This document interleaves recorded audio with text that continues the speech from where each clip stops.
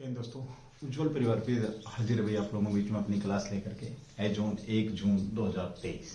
चलिए दोस्तों, जैसे कि आप लोगों को पता, उज्जवल परिवार हर दिन अपने आप लोगों के बीच में अपनी करंट जीके की क्लास लेकर के हाजिर रहता है। और ये हमारी लाइव क्लास होती है भाई 8:30 बजे के करीब, है ना। कुछ एक आध दिन आपको ये इस फॉर्मेट में क्लास मिलेगी, रिकॉर्डेड फॉर्मेट में क्लास मिलने वाली है। ठीक है, तो शुरू करते हैं। पहला ही क्वेश्चन जो कि आपके बीच में क्वेश्चन नंबर 1, सूर्य कोणार्क जो मंदिर है आपका, सूर्य कोणार्क मंदिर अभी आपका चर्चा में है। सूर्य कोणार्क मंदिर चर्चा में, तो ये चर्चा में क्यों आया? सबसे पहले तो बात करते हैं कि जो सूर्य कोणार्क मंदिर है ये किस भगवान को समर्पित है, इसका संबंध कहां से। तो 2-3 चीजें फटाफट नोट करेंगे। नंबर 1, पहली बात तो आपका ये सूर्य भगवान को समर्पित मंदिर है। किसको भाई? आपका सूर्य जो भगवान है आपके, सूर्य भगवान को समर्पित है। किस भगवान को? सूर्य भगवान को। दूसरा भैया आपका ये है कहां पर? इसका नाम है सूर्य कोणार्क मंदिर होगा कहां पर आपका? ये ओडिशा के अंदर है। कहां पर आपका? ये ओडिशा में आपका ये मंदिर है। ठीक है, सूर्य भगवान को समर्पित है, ओडिशा में आपका ये मंदिर है। अब बात आती है कि सर ये अब चर्चा में क्यों आया? अभी हाल ही में जो सीएम साहब हैं, उड़ीसा के जो सीएम हैं, उन्होंने इसके रेनोवेशन के लिए, मैं बात करूं इसको मतलब इसका रेनोवेशन कह सकते हो आप इसको, दोबारा से इसका जो परिसर है उसको दोबारा से तैयार करने के लिए, जो मंदिर परिसर के लिए अभी हाल ही में क्या किया गया है, जो आपका मंदिर परिसर है, एक किस्म से आप इस बात को इस तरीके से समझ सकते हैं कि जो आपका मंदिर परिसर है, इस परिसर को दोबारा से पर्यटकों के लिए रिझाने के लिए तथा इसकी लाइफ को बढ़ाने के लिए इसको 209 करोड़ रुपए जारी किए भाई। एक योजना लेकर के आए हैं। इस योजना के तहत इसको 209 करोड़ रुपए दिए जाएंगे इस मंदिर को, और इसका रेनोवेशन का काम होगा। यानी कि इस धरोहर को बनाए रखने के लिए, इस धरोहर को लंबे समय तक चलाने के लिए आपका उड़ीसा की अगर मैं बात करूं तो उड़ीसा में 209 करोड़ रुपए की लागत से एक योजना दी है आपकी। किसके द्वारा दी गई है? तो सीएम का नाम आप लिखेंगे नवीन पटनायक साहब। कौन? आपके नवीन जो पटनायक हैं, पटनायक साहब हैं, इन्होंने पटनायक साहब के द्वारा क्या गया, इसको लॉन्च किया गया है इस योजना को, जो कि इस मंदिर का रेनोवेशन का काम करेगी। तो चलिए दोस्तों, जो लोग नए हैं उनसे मेरी रिक्वेस्ट है कि क्लास को एक बार शेयर करेंगे, साथ ही चैनल को सब्सक्राइब भी करके जाएंगे। अब बात आती है थोड़ी सी, किसकी बात कर रहे हैं हम? उड़ीसा की। तो राजधानी क्या है? भुवनेश्वर है। भुवनेश्वर क्या है? यहाँ की राजधानी है। जैसा कि आप लोगों को पता है, ये भुवनेश्वर वो है जो देश का पहला स्मार्ट शहर है। ये क्या आपका देश का पहला स्मार्ट शहर है, ये याद रखना आपने भाई। देश का पहला स्मार्ट, और देश के अंदर स्मार्ट शहर, कैसा स्मार्ट शहर या स्मार्ट शहर है, ये ध्यान रखना। देश का पहला, और बनने कितने? 100। तो आप लोगों को ध्यान, 100वां स्मार्ट शहर कौन सा रहेगा? तो शिलोंग रहेगा। और शिलोंग की जब भी हम बात करते हैं तो कहाँ की राजधानी? तो मेघालय की राजधानी। कहाँ की भाई? मेघालय की राजधानी है मेघालय को अगर एक क्वेश्चन यहाँ पे बड़ा फेमस बनता, बहुत बार रिपीटेशन में भी आता आपका, पूर्व के स्कॉटलैंड के नाम से। पूर्व के जो स्कॉटलैंड है आपका, पूर्व का स्कॉटलैंड किसे कहा जाता है? तो इसे ही कहा जाता है, आपका मेघालय को ही कहा जाता है। ये आपने इसको ध्यान रखना है। अब बात आती है कि सर ये जो योजना है ये आपकी कितने समय में, रिकॉर्ड समय के अंदर आपकी ये पूरी होने वाली है। उड़ीसा की अगर मैं बात करता हूं तो ध्यान रखेंगे कितने समय में होने वाली है आपकी ये, तो ये लगभग आपके 18 महीने में इस 18 माह में या 18 महीने में ये जो आपकी योजना है कंप्लीट हो जाएगी। आपने इसको ध्यान रखना। पूछ सकता है सूर्य कोणार्क का जो मंदिर है, ये जो मंदिर आपका कितने महीने में दोबारा से तैयार हो जाएगा, रेनोवेशन, और कम से कम लोगों को डिस्टर्ब किया जाएगा, लोग दर्शन भी करते रहेंगे। ठीक है, चलिए अब बात कर लेते हैं उड़ीसा की, थोड़ी सी इतिहास की। उड़ीसा की बात करते हैं तो पहले इसका नाम उड़ीसा था, उड़ीसा नाम था इसका, बाद में इसका नाम चेंज किया। क्वेश्चन तुम्हारे लिए, इसे ओडिशा कब कहा गया? ओडिशा कब कहा गया? ये प्यारा क्वेश्चन बनता आपका। उड़ीसा का और भी प्राचीन नाम की अगर मैं बात करता हूँ, प्राचीन काल में तो इसे किसके नाम से जानते हैं? तो कलिंग के नाम से इसको हम जानते हैं। किसके नाम से? कलिंग। और कलिंग से बोलते ही मुझे याद आता है मौर्य जो साम्राज्य, मौर्य सम्राट थे एक आपके सम्राट। कौन से सम्राट थे? अशोक भाई। अशोक ने कलिंग के युद्ध के बाद अपना युद्ध की नीति को त्याग दिया था। पहले अशोक को अगर मैं बात करूं, हिस्ट्री का क्वेश्चन है, तो चंड अशोक के नाम से जाना जाता था। लेकिन कलिंग के बाद, कलिंग का जो युद्ध हुआ है, कलिंग के युद्ध के बाद इसने क्या किया? धम्म अशोक, किस नाम से जाना जाने लगा? इसे धम्म अशोक के नाम से जाना जाने लगा है। ध्यान रखना दोस्तों, हमने बात करी सूर्य कोणार्क मंदिर की। सूर्य कोणार्क मंदिर सूर्य भगवान को समर्पित है। इस हाँ एक क्वेश्चन बनता है, ये किस वंश के शासकों के द्वारा बनाया गया था, ये प्यारा क्वेश्चन है, ठीक है। ओके, उसके बाद सीएम परिसर का दोबारा से रेनोवेशन होगा, 209 करोड़ रुपए की योजना नवीन पटनायक साहब 18 महीने में ये आपकी कंप्लीट होने वाली है। साथ ही हमने बात करी थोड़ी सी भुवनेश्वर, राजधानी उड़ीसा की राजधानी क्या है, भुवनेश्वर है। जैसा कि आपको पता देश का पहला स्मार्ट शहर आप लोग जानते हैं, 100वां आपका स्मार्ट शहर शिलोंग है। मेघालय की राजधानी मेघालय, पूर्व का स्कॉटलैंड। और साथ ही मैंने बात करी उड़ीसा का दूसरा नाम क्या है, कलिंग। ओडिशा भी है, ये उड़ीसा से ओडिशा कब किया गया था, एक क्वेश्चन आपका। इससे प्राचीन नाम कलिंग है, कलिंग का मौर्य काल से संबंध रहा। कलिंग के युद्ध के बाद जो फेमस आपके सम्राट थे अशोक, उन्होंने युद्ध करना बंद कर दिया था और चंड अशोक से वो क्या बन गए थे, आपका धम अशोक उन्होंने अपना लिया था। तो चलिए दोस्तों, ये था क्वेश्चन, इसके एक बार स्क्रीनशॉट लेंगे, उसके बाद बढ़ते हैं अगले क्वेश्चन की तरफ। इससे पहले आपको बता दूं, देश के अंदर 100% सौर ऊर्जा से संचालित मंदिर भी आपका कौन सा, सूर्य कोणार्क भगवान का ही मंदिर है, जो सूर्य भगवान का मंदिर है। ये भी आपके बीच में क्वेश्चन यहाँ पे पूछा जा सकता है, ध्यान रखेंगे। चलिए दोस्तों, अगला क्वेश्चन आपके बीच में और भी प्यारा क्वेश्चन, क्वेश्चन नंबर 2। आप लोगों को पता है जैसे कि हर दिन आप लोगों के बीच में करंट जीके की क्लास लाइव रहती है, लेकिन आज ये जो क्लास है आपकी, ये आपको रिकॉर्डेड फॉर्मेट में मिलेगी। तो जो भी मेरा बहन भाई नया है, वो यानी कि पहली बार चैनल पे आ रहा है, तो वो इस चैनल को सब्सक्राइब करेगा और क्लास को शेयर करेगा। 1-2 दिन बाद फिर आपको रूटीन में वही सेम टाइम आपको रिकॉर्डेड क्लास मिलनी शुरू हो जाएंगे, ठीक है। नमो शेतकारी आपकी योजना चर्चा में है। क्वेश्चन नंबर 2 है आपका भाई, नमो आपकी शेतकारी जो योजना है, नमो शेतकारी महासम्मान योजना आपकी चर्चा में है, महासम्मान योजना आपकी चर्चा में। नमो शेतकारी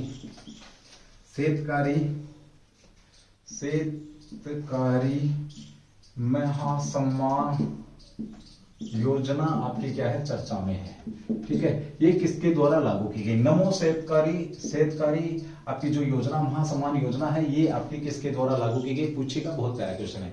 देखिए, इसका संबंध अगर सीधी बात करूं तो मैं महाराष्ट्र से भाई, महाराष्ट्र के किसानों से। किससे संबंध इसका भाई, महाराष्ट्र और महाराष्ट्र के किसानों से इसका संबंध है, ये आपने ध्यान रखना है। क्या हुआ भाई, यहाँ पर 1 करोड़ जो किसान है, 1 करोड़ किसान जो रहेंगे, इन किसानों को क्या मिलने वाला, प्रत्येक वर्ष भाई आपका प्रत्येक वर्ष इन किसानों को 6,000 रुपए दिए जाएंगे। ये घोषणा करी है किसने, तो जो महाराष्ट्र के सीएम साहब हैं, सीएम कौन है, एकनाथ जो शिंदे साहब हैं, इन्होंने ये बात बोली है भाई। किसने बोली, एकनाथ शिंदे साहब ने, ठीक है। यहाँ के राज्यपाल की अगर मैं बात करता हूं तो राज्यपाल कौन है, रमेश बैस भाई। रमेश जो बैस हैं वो क्या है, यहाँ के राज्यपाल है, ये आपने ध्यान रखना है। एकनाथ शिंदे साहब ने इस योजना को किया कि जो भी किसान है, गरीब किसान है, उनको क्या होगा, लगभग 1 करोड़ किसानों को प्रत्येक वर्ष 6,000 रुपए इनको एक अनुदान राशि, एक सहायता राशि दी जाएगी। ये आपने इसको विशेष तौर पे ध्यान रखना है, ठीक है भाई। चलिए अब बात कर देते हैं, इन्होंने एक और आपका आई नामक एक और यहाँ पे योजना इन्होंने लाए हैं, ये आई नामक लिंग समावेशी पर्यटन नीति। आई नामक लिंग समावेशी पर्यटक योजना, ये महिलाओं को सशक्त बनाने के लिए, महिलाओं को सशक्त बनाने के लिए एक योजना और लेकर के आए हैं। आई, महाराष्ट्र में आई किसको बोला जाता है, तो माँ को आई बोला जाता है। तो अब महिलाओं को सशक्त बनाने के लिए आई नामक जो आपकी लिंग समावेश योजना है, ये भी यहाँ पर लागू की गई है। जैसा कि आप लोगों को पता है, राजधानी तो आपको पता ही है क्या है, मुंबई है, ठीक है। अब यहाँ पर विधान परिषद की देखिए, थोड़ा पॉलिटिकल जिक्र करें। विधान परिषद की अगर मैं बात करूं तो कितनी सीटें आपकी, 78 हैं। विधानसभा की अगर मैं बात करता हूं, यहाँ पे कितनी सीटें आपकी, 288 सीट आपकी विधानसभा की हैं। उसके बाद राज्यसभा की सीटों की बात करें तो 19 है, और लोकसभा की सीटों की अगर हम बात करेंगे तो 48 है। ये यहाँ का पॉलिटिकल स्ट्रक्चर है। देश के सबसे कम आयु की अगर विधानसभा अध्यक्ष की बात करते हैं तो वो कहां के, आपके महाराष्ट्र के ही, आप लोगों को पता है। महाराष्ट्र ने दिव्यांग, ऐसा राज्य आपका जिसने दिव्यांग विभाग की स्थापना कर रखी है, वो महाराष्ट्र ही है। यहां पर अगर मैं बात करूं तो दही हांडी खिलाड़ियों को कोटा दिया गया है, ये भी आपने ध्यान रखना। और ये आपके जो एकनाथ शिंदे साहब है, इन्होंने पिछले साल, इसी साल की अगर मैं बात करूं तो इन्होंने क्या किया था, एकनाथ शिंदे साहब ने क्या किया था, इन्होंने शिवसेना से नाता तोड़ करके अपनी एक अलग पार्टी बनाई और खुद अब शिवसेना के वो बन चुके हैं। शिवसेना पार्टी इनकी खुद बना ली इन्होंने, यानी कि पहले जो आपके उद्धव ठाकरे थे वो बाहर कर दिए गए हैं, ये आपने ध्यान रखना, ठीक है। ये आपका बड़ा प्यारा क्वेश्चन है, आप लोगों से पूछा जा सकता है। यहाँ के नेशनल पार्कों की बात करते हैं तो एक फेमस पार्क आपका मुंबई के अंदर है, कौन सा, संजय गांधी नेशनल पार्क और चंदौली नेशनल पार्क भी है। ये यहाँ के कुछ नेशनल पार्क हैं, ये आपको पता। जब हम मुंबई की बात करते हैं तो देश की वाणिज्य राजधानी के तौर पर किसको जाना जाता है, तो मुंबई को ही जाना जाता है। ये भी क्वेश्चन आपके बीच में बनता है, ठीक है। चलिए भाई अगले क्वेश्चन की बात करेंगे जो कि आपके बीच में पूछा जा सकता है, ध्यान रखिए, ठीक है। चलिए क्वेश्चन नंबर 3 का जिक्र करेंगे जो कि आपके बीच में है। क्लास को शेयर जरूर करते रहिए भाई, थोड़ा थोड़ा, ठीक है। क्लास को शेयर जरूर करते रहेंगे, थोड़ा थोड़ा बढ़ाते रहेंगे क्लास को। ये कोशिश है भाई आप लोगों के बीच में रेगुलर क्लास देने की। चलिए बात करते हैं एयर न्यूजीलैंड आपकी चर्चा में, एयर न्यूजीलैंड चर्चा में। तो एयर न्यूजीलैंड चर्चा में क्या है, क्वेश्चन नंबर 3 आपका, एयर न्यूजीलैंड आपका क्या है, चर्चा में है। एयर न्यूजीलैंड चर्चा में क्यों आया, सबसे पहले तो बात करते हैं। अभी हाल ही में 12 मानक बात करें तो जिसके अंदर ऑडिट भी है, लंबी यात्रा है, छोटी यात्रा है, सुख सुविधाएं हैं, ये 12 प्रकार के मानक रखे गए थे और इन मानकों पर एक आपका क्या जारी किया, एक डाटा जारी किया है। 12 मानकों के आधार पर अगर मैं बात करूं तो विश्व का के आधार पर आपका ये जो है आपका विश्व का क्या बना है भाई, जो आपकी दुनिया की टॉप एयरलाइन बनी है भाई, विश्व की टॉप एयरलाइन बनी है, टॉप एयरलाइंस बनी है भाई, ठीक है। तो विश्व की टॉप एयरलाइन बनी है कौन सी भाई, आपकी एयर न्यूजीलैंड जो आपके बीच में है, ठीक है। इस आपसे ये पूछा जाएगा, देखिए कितने मानक थे यहाँ पर, तो 12 मानक थे। किसके द्वारा ये डाटा जारी किया गया, ये बड़ा प्यारा क्वेश्चन है। airlinesratings.com, एयरलाइंस जो आपकी है, एयरलाइन रेटिंग जो है आपकी, एयरलाइन रेटिंग्स.com है आपकी, इसके द्वारा ये आंकड़ा जारी किया गया। .com के द्वारा ये आंकड़ा जारी किया गया। एयरलाइंस रेटिंग.com कहां की है, तो ये ऑस्ट्रेलिया की, कहां की भाई, आपकी ऑस्ट्रेलिया की कंपनी है, इसने ये रेटिंग जारी किया है, ये आपने ध्यान रखना है। और इसके अंदर एयर न्यूजीलैंड जो आपकी वो क्या है, पहले नंबर पे है, आपने विशेष इस बात को गौर करना है, ठीक है। 12 मापदंड यहां पर आपने ध्यान रखना है। दूसरे नंबर पर कौन रही है आपकी, तो ये आपकी कतर की एयरवेज भाई, आपकी कतर है एयरवेज। देखिए पहली होगी ये न्यूजीलैंड के बारे में 2 बात ध्यान रखना, कीवियों का देश, कीवी क्या है, यहाँ का पक्षी है जो कि आपका उड़ान रहित पक्षी है, इसलिए कीवियों के देश के नाम से इसको जाना जाता है। न्यूजीलैंड काफी सूचकांकों में पहले, दूसरे, तीसरे नंबर पे अंडर 5 रहता है, आप लोगों को पता है। जैसे न्यूजीलैंड होगा, नॉर्वे होगा, आपके कई देश ऐसे हैं जो कुछ सूचकांकों में भी अच्छी सिचुएशंस में रहते हैं, लगातार चलते हैं, ठीक है। तो दूसरा नंबर, इसके अनुसार दूसरे नंबर पर कौन सी एयरलाइन है आपकी, दूसरे नंबर पर तो कतर है भाई आपकी, कतर की एयरवेज, कतर की कौन सी आपकी एयरवेज, कतर की एयरवेज आपकी, एयरवेज कौन से नंबर पर है, तो सेकंड नंबर पे है, ये आपने ध्यान रखना है, ठीक है। कतर की सेकंड नंबर पे। एतिहाद की बात करूं मैं, यहां पर आपका तीसरे नंबर पर कौन सी आपकी, तीसरे नंबर पर एतिहाद है, एतिहाद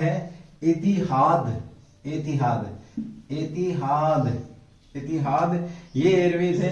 एतिहाद एयरवेज को कौन सा नंबर दिया गया, तीसरा नंबर दिया गया। एतिहाद एयरवेज जो आपकी, इसको 3rd नंबर दिया गया है। और आपकी इसने टॉप 10 की क्या निकाली है, एक सूची निकाली है, टॉप 10 की यहाँ सूचियों में इसने एक टॉप 10 की जो सूची है वो जारी करी है, ये आपने ध्यान रखना है। इसके अंदर पैसेंजर के रिव्यू लिए गए हैं, आपकी ऑडिट लिया गया है, खाना पीना लिया गया है, सेफ्टी के लिहाज से ये आपकी रखी गई। तुमसे मेरा एक क्वेश्चन है, क्या इस लिस्ट में भारत की एयरलाइंस है, और अगर है तो कौन से नंबर पर। 2 क्वेश्चन आपके बीच में, पहला तो यही है या नहीं है, अगर है तो कौन से नंबर पर भारत की एयरलाइंस चर्चा में है।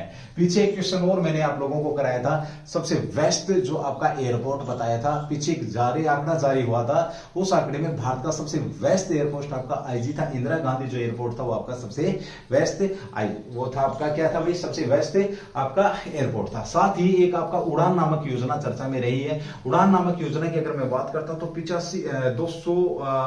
200 से 200 प्लस 200 से ज्यादा आपके प्राइवेट जो हेलीकॉप्टर या जो आपके चॉपर हैं वो एक्टिव हैं। अब कम दूरी के लिए अगर मैं बात करूं, कम दूरी के लिए आपकी जैसे अब हेलीकॉप्टर के द्वारा यानी कि 20 सीटर हेलीकॉप्टर भी है, 5 सीटर भी है, ये आपकी क्या करेंगे, यात्रा कराएंगे आपको। उन यात्राओं को सस्ता किया गया है उड़ान योजना के तहत। उड़ान योजना के तहत उनको क्या किया गया, सस्ता किया। ये भारत के अंदर है।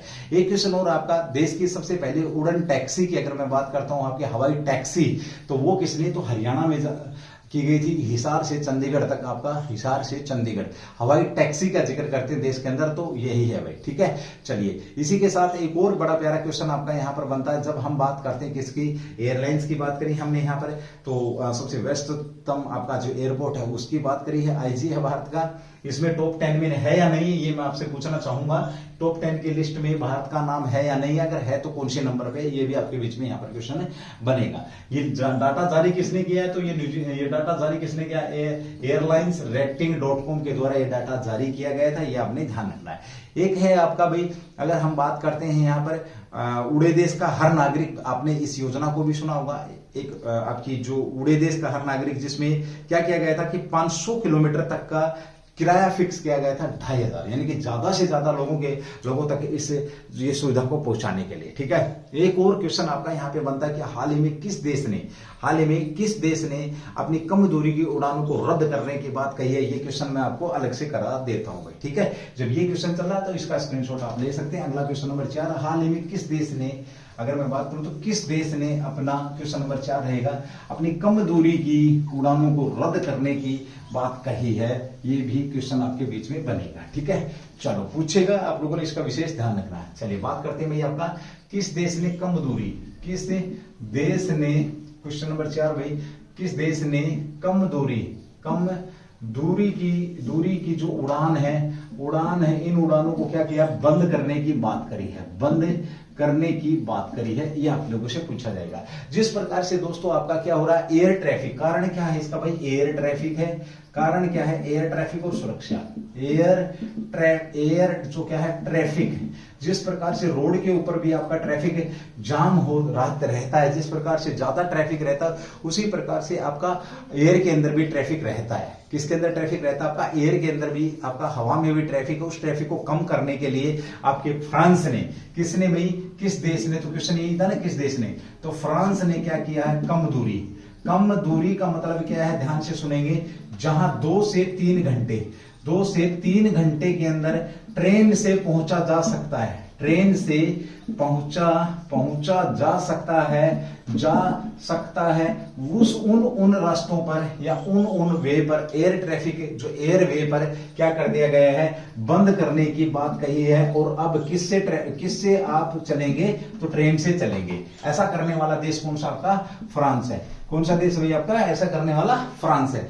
फ्रांस की अगर मैं बात करता हूं तो फ्रांस भारत का बड़ा अच्छा मित्र है, जैसा कि आप लोगों को पता है। फ्रांस से ही हम यहां पर बात करते हैं, ध्यान रखना, फ्रांस से हमने एक हथियार लिया था, राफेल। याद है किसी को, हमने एक लड़ाकू विमान लिया था। कितने राफेल आने थे, 36 राफेल आने वाले थे, आ चुके हैं आपके बीच में भाई। ठीक है, राफेल की पहली पोस्टिंग की अगर मैं बात करता हूं तो पहली पोस्टिंग कहां हुई थी, हरियाणा। जीके का भी आपका क्वेश्चन बन सकता है, ध्यान रखना, अंबाला। कहां पर भाई आपका, अंबाला के अंदर जो आपका कौन सा, अंबाला में क्या आपका गोल्डन एरो स्क्वाड्रन, कौन सा आपका गोल्डन एरो जो स्क्वाड्रन है, इस स्क्वाड्रन में इसकी पोस्टिंग मिली थी। 3 राफेल आपके पहली बार आए थे, 2 हमारे विमान अलग से उनको लेकर के आए थे। ठीक है, फ्रांस की अगर मैं बात करता हूं आप लोगों से, तो सच बात यह है कि बड़े अच्छे संबंध बनते आ रहे हैं। फ्रांस हमारी तरफ देख रहा है, हम फ्रांस की तरफ देख रहे हैं, और एक बहुत ही बढ़िया। खैर अगर हम बात करें तो हम आयात राफेल का करिए हैं। राफेल ने पहला, एक और बड़ा प्यारा क्वेश्चन आपका, पुराना ही क्वेश्चन है, राफेल ने पहला किस युद्ध अभ्यास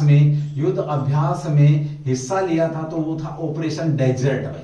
ऑपरेशन जो डेजर्ट था, ये किसके बीच था, राफेल को जिसमें यूज किया गया था, फ्रांस वर्सेज इंडिया के मध्य एक ऑपरेशन था, जिसे आप ऑपरेशन डेजर्ट के नाम से जानते हैं। तो ये यहां पर आपने इसको भी ध्यान रखना है। जब आपके हथियार या एक किस्म से जो आपका फाइटर विमान की बात आ रही है, तो ये भी आपका चर्चा में है भाई, जिसका हम यहां पर बात करने वाले हैं। बड़ा प्यारा क्वेश्चन है, ये भी आप लोगों से पूछा जा सकता है, ध्यान रखेंगे। ठीक है, भारत का रक्षा निर्यात, क्योंकि ये हमने क्या किया, आयात किया है, और अगला क्वेश्चन नंबर 5 जो कि आपके बीच में है, इसी से जुड़ा हुआ है आयात और निर्यात से भाई। ठीक है, प्यारा क्वेश्चन है दोस्तों, एक बार स्क्रीनशॉट लेते रहेंगे, आगे बढ़ाते रहेंगे। आप लोगों से रिक्वेस्ट है कि क्लास को जितना हो सकता है उतना क्लास को आगे फॉरवर्ड करने की कोशिश करें।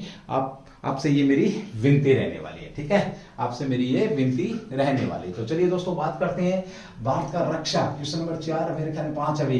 भारत का रक्षा क्या भैया आपका भारत का रक्षा निर्यात आपका चर्चा में है। भारत का रक्षा निर्यात चर्चा में है, पूछा जाता है क्यों चर्चा में। तो चलिए दोस्तों बात कर लेते हैं। देखिए भारतीय रक्षा निर्यात ने रिकॉर्ड तोड़ क्या किया, रिकॉर्ड तोड़, मैं बात करूं रिकॉर्ड तोड़ क्या,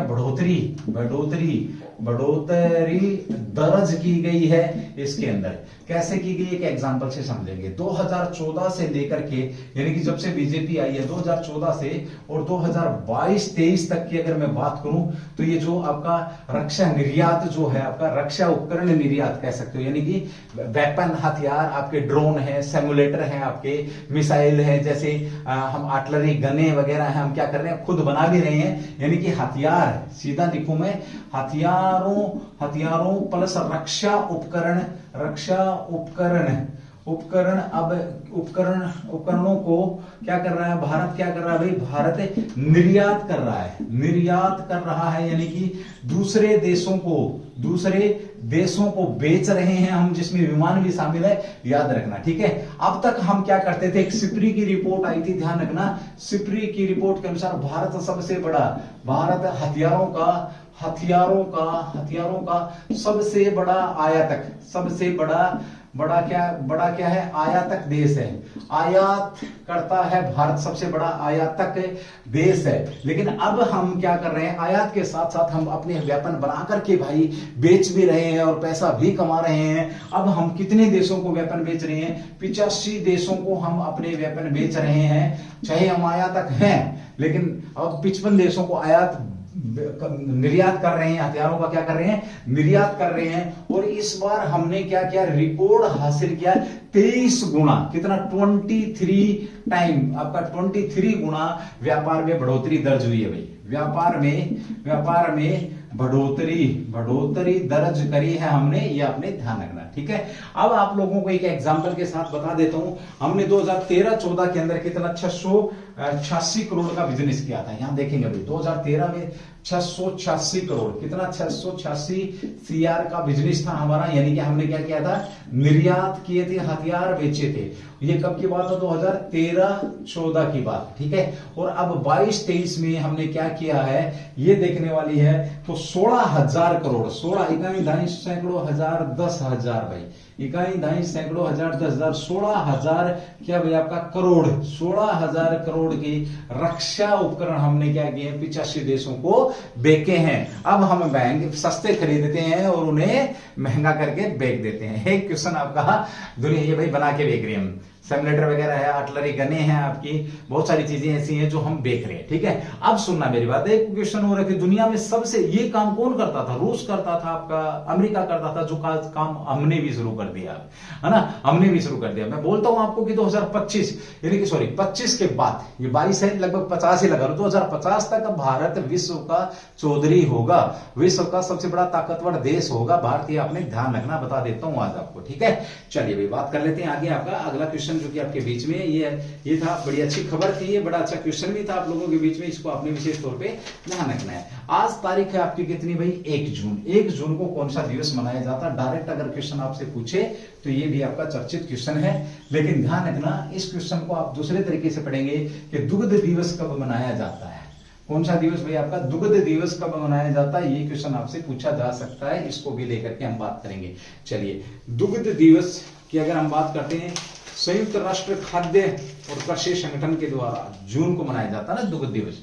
चलो बात करते हैं आपका दुग्ध दिवस। आपका दुग्ध दिवस भाई, आपका दिवस कौन सा दिवस आपका, विश्व दुग्ध दिवस है, माफी चाहूंगा भाई। विश्व दुग्ध दिवस कब मनाया जाता है, कब मनाया जाता है, यानी कि विश्व में दूध के प्रति लोगों को जागरूक करने के लिए कौन सा दिवस आपका, तो 1 जून को भाई। कब मनाया जाता है आपका, 1 जून को 1 जून को मनाया जाता है, ध्यान रखेंगे। दूसरा क्वेश्चन आपका बीच में भी, इसे संयुक्त राष्ट्र खाद्य कृषि संगठन किसके द्वारा मनाया जाता है? FAO के द्वारा। किसके द्वारा भाई? FAO के द्वारा मनाया जाता है। ये क्या है भाई आपका? FAO की food and agriculture organization, food and agriculture organization के द्वारा इसको क्या किया जाता है? मनाया जाता है। संयुक्त राष्ट्र संघ के द्वारा कोई भी देखिए विश्व अंतर्राष्ट्रीय जो दिवस मनाया जाता है, ये कौन मनाता है? ये आप लोगों को पता है, ठीक है। चलिए अब बात कर लेते हैं इसका। 2001 में मनाने के लिए चुना गया था। कब? 2001 में FAO के द्वारा 1 जून को चुना गया था। इसको दुग्ध दिवस के रूप में मनाने की बात आती है। उसके बाद है दुनिया में, भारत है दुग्ध उत्पादक, दूध का सबसे बड़ा उत्पादक, दूध का सबसे बड़ा उत्पादक कौन? आपका भारत है। ये आपने ध्यान रखना, दुनिया का दूध का सबसे बड़ा उत्पादक। 2011 के सर्वेक्षण के अनुसार, 2011 के अनुसार अगर मैं बात करूं, लगभग 70% नमूने खाद्य मानक के अनुरूप थे। कितने भाई? 70% तक जो नमूने थे वो जो आपका खाद्य प्रक्रिया यानी कि जो बिल्कुल सही पाए गए थे। आप इसको इस तरीके से समझ सकते हैं और लिखना चाहते हैं तो FSSAI के तहत है। FSSAI ये क्या? भारतीय खाद्य सुरक्षा मानक प्राधिकरण, भारतीय खाद्य सुरक्षा मानक प्राधिकरण के अनुसार ही थे 70% पे आपके, ठीक है। आप ध्यान रखेंगे आप लोगों से। एक है आपका पूछा जाता है अभी ऑपरेशन फ्लड पूछा जाता है आप लोगों से। क्या पूछा जाता है? ऑपरेशन फ्लड की अगर मैं बात करता हूं तो उसका भी संबंध किससे? भारत से है। ऑपरेशन फ्लड इसका संबंध किससे? दूध से है। भारत में दूध की क्रांति की बात यहां पर हो रही है, क्रांति, ठीक है। कौन लेकर के आया था? आपका ऑपरेशन फ्लड लेके आया था, ऑपरेशन फ्लड। इसके जनक कौन थे आपके? तो वर्गीस कुरियन क्या थे इसके? वर्गीस कुरियन क्या थे? इसके जनक थे। आप लोगों से पूछा जाता है कि ऑपरेशन फ्लड का संबंध किससे? तो दूध की क्रांति से। दूध की क्रांति के जनक के तौर पे किसको जाना जाता है? तो ये आप लोगों को पता है, वर्गीस कुरियन क्या है? दूध की क्रांति के जनक है। ऑपरेशन फ्लड की भी हम बात करते हैं। तो राष्ट्रीय दुग्ध दिवस कब मनाया जाता है? तो 26 नवंबर को राष्ट्रीय दुग्ध दिवस मनाया जाता है। नोट डाल के लिखना भाई, नोट कब मनाया जाता है आपका? 26 नवंबर को राष्ट्रीय दुग्ध दिवस मनाया जाता है। ये आपने ध्यान रखना है, ठीक है। क्या था इस दिन भाई? वर्गीस कुरियन साहब की क्या थी? जयंती थी। यानी कि सबसे पहले ऑपरेशन फ्लड देने वाले व्यक्ति भी कौन आपके? तो ऑपरेशन फ्लड नामक शब्द किसने दिया? आपका वर्गीस कुरियन साहब ने दिया है। साथ ही हम यहां पर बात करते हैं कि इन्होंने क्या किया था। और वर्गीस कुरियन ने तो दूध की क्रांति लाने में इनका बड़ा योगदान रहा और उन्हीं की जयंती पर 26 नवंबर को उनकी जयंती मनाई जाती है, राष्ट्रीय दुग्ध दिवस मनाया जाता है आपका। और अंतरराष्ट्रीय दुग्ध दिवस की बात करते हैं तो 1 जून को। और FAO के द्वारा आपका फूड एंड एग्रीकल्चर जो ऑर्गेनाइजेशन है 2001 में इसको नियुक्त किया था कि भाई हम 1 जून को दुग्ध दिवस मनाएंगे। ये भी आप लोगों को अच्छा क्वेश्चन यहां पे बन सकता है आपका। तियांग योंग चर्चा में क्वेश्चन नंबर 7 आज की क्लास का आप लोगों से पूछा जा सकता है। दोस्तों ध्यान रखेंगे, तियांग योंग चर्चा में, तो तियांग योंग क्यों चर्चा में है, ये बात हम यहां पर करने वाले हैं, ठीक है। तो चलिए भाई, शाबाश, बड़े अच्छे लोग हैं, बहुत प्यारे लोग हैं। आप लोग इस क्लास को शेयर करेंगे। और फिर बता देता हूं, उज्जवल कोचिंग कैंपस हर दिन आप लोगों के बीच में अपनी करंट जीके की क्लास लेकर के हाजिर रहता भाई। आज 1-2 दिन हो सकता, कल भी आपको रिकॉर्डेड क्लास मिले, आपको क्लास मिलेगी जरूर बट रिकॉर्डेड हो सकती है। तो चलिए दोस्तों, क्लास को शेयर करेंगे, बढ़ाते रहेंगे। अगला क्वेश्चन आपका तियांग योंग चर्चा में, आपका कौन? आपका तियांग योंग चर्चा में है। ये चर्चा में क्यों है? पहली बात तो ये, इसका संबंध कहां से है? इसका संबंध भाई चीन से है, याद रखना भाई, चीन से इसका संबंध है। क्या ये अंतरिक्ष स्टेशन है? क्या है? अंतरिक्ष स्टेशन है, याद रखना भाई, स्टेशन है। ये अंतरिक्ष स्टेशन से आप लोग क्या समझते हैं? अंतरिक्ष स्टेशन का मतलब होता है आपका पृथ्वी के 400-500 किलोमीटर ऊपर अंतरिक्ष के अंदर एक स्टेशन स्थापित कर दिया जाता है, जहां से हम किसकी खैर खबर लेते हैं? सौर मंडल को देखते हैं। सौर मंडल, या आप कह सकते हो वेदर वगैरह को देख सकते हैं, बहुत सारी चीजें हम जानकारी कलेक्ट करते हैं। वहां पे लोग रहते हैं। एक किस्म से आपका पृथ्वी से 400-500 किलोमीटर ऊपर क्या है? घर कह सकते हो देसी भाषा में, क्या आपका घर है। और विश्व का मैं बात करूं यहाँ पे, ये आपका अंतरराष्ट्रीय अंतरिक्ष स्टेशन है, अंतरराष्ट्रीय अंतरिक्ष स्टेशन है, ये ध्यान रखना, ठीक है। और अब चर्चा में क्यों आया है, पहली बात तो ये आपको बता दूं, ये चीन का, चीन विश्व में एकमात्र ऐसा देश है जिसका खुद का अंतरिक्ष स्टेशन है, टी आकार में स्टेशन है, ये इस प्रकार से स्टेशन है भाई आपका ये, ठीक है। इस प्रकार से ये आपका स्टेशन है, ध्यान रखेंगे, जो कि स्थापित कर रखा है, ठीक है, ये स्टेशन है भाई आपका। अब यहां पर एक क्वेश्चन आता है आपका, तो अब चर्चा में क्यों, अभी हाल ही में इसने एक नागरिक यानी कि आम नागरिक को भी भेजा है, प्लस एक नागरिक सहित तीन अंतरिक्ष जो है आपके, 3 अंतरिक्ष यात्रियों को भेजा है इसके ऊपर जानकारी लेने के लिए। अब तो आपका पर्यटन का क्षेत्र भी, यानी कि अब आने वाले 5-4 साल बाद क्या होंगे, लोग वहां पे शादी करेंगे, जाके लोग वहां पे घुमा के लाएंगे, अपनी किसको भी घुमा के लाएंगे, तो अपनी जो भी मैडम होगी उसको घुमा के लाएंगे, ठीक है। अब ये किस पर, ये जो अंतरिक्ष यात्री है ये किस पर गए हैं, यानी कि किसके द्वारा गए हैं, तो ये जो आपका शेनझोउ 16 एक विमान, कौन सा अगर पूछे आप लोगों से, शेनझोउ, जो आपका शेनझोउ जैसा इनका नाम है वैसे ही है, शेनझोउ 16 के द्वारा ये आपके अंतरिक्ष स्टेशन पर पहुंचे हैं, अंतरिक्ष स्टेशन के लिए गए हैं। और ये ना चेंज कर रहे हैं क्रू को, यानी कि वहां पे जो लोग वापस आएंगे और ये उनकी जगह 3 लोग गए हैं, और पहली बार कोई नागरिक गया, नोट करके लिखेंगे, पहली बार नागरिक गया, नागरिक कौन गया है ये जरूर ध्यान रखेंगे। देखिए यहां पर आपका बेहांग विश्वविद्यालय, बेहांग जो विश्वविद्यालय है आपका चीन का, इस विश्वविद्यालय के एक प्रोफेसर हैं, प्रोफेसर कौन है आपकी, ये है भाई गुई हाईचाओ